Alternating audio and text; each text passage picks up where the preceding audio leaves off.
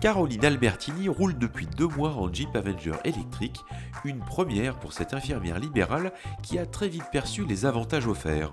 La Jeep Avenger électrique, c'est d'abord pour des questions professionnelles. Aujourd'hui, je voulais un petit peu faire des économies au niveau de la consommation, parce que je consomme énormément, je fais à peu près 100 km par jour dans le cadre de mon travail, puisque je suis infirmière libérale. Et c'est vrai que la charge au niveau du carburant était devenue assez énorme. Donc c'est tout d'abord pour des raisons économiques que j'ai voulu me tourner vers le véhicule électrique.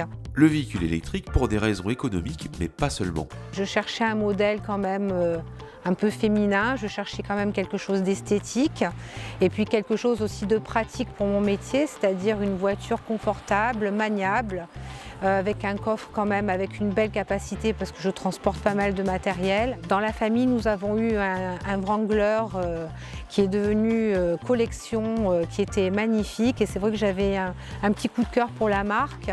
C'est vrai que passer d'un Wrangler à un Avenger électrique représente une certaine transition, mais c'est ce dernier qui cadre parfaitement avec la vie professionnelle de Caroline, d'autant qu'il lui permet de faire des économies substantielles. J'avais un véhicule avant thermique, je consommais environ 60 € de carburant par semaine.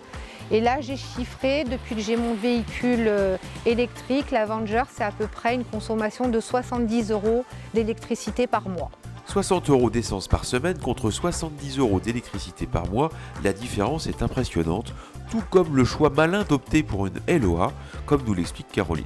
Fiscalement, le fait de prendre un LOA sur un véhicule électrique, on peut déduire l'entièreté des loyers et ça c'est vraiment un avantage très important parce que c'est quelque chose que nous ne pouvons pas faire sur des véhicules thermiques.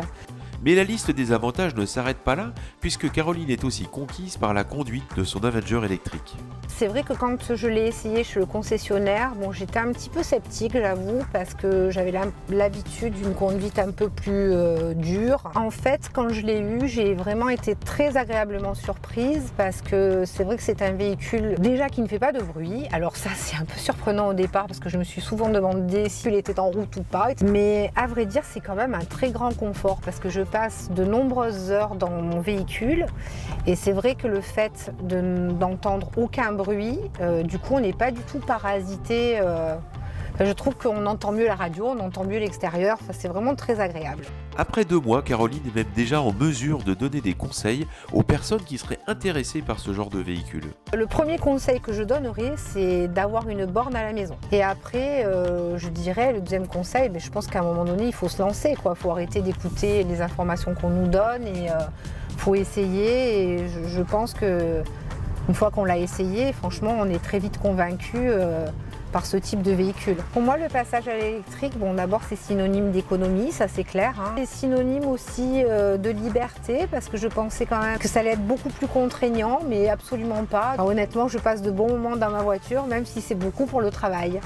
Économie, liberté, plaisir de conduite, voici les points forts de la Jeep Avenger électrique révélés par Caroline Albertini après 2 mois d'utilisation et déjà quelques milliers de kilomètres au compteur.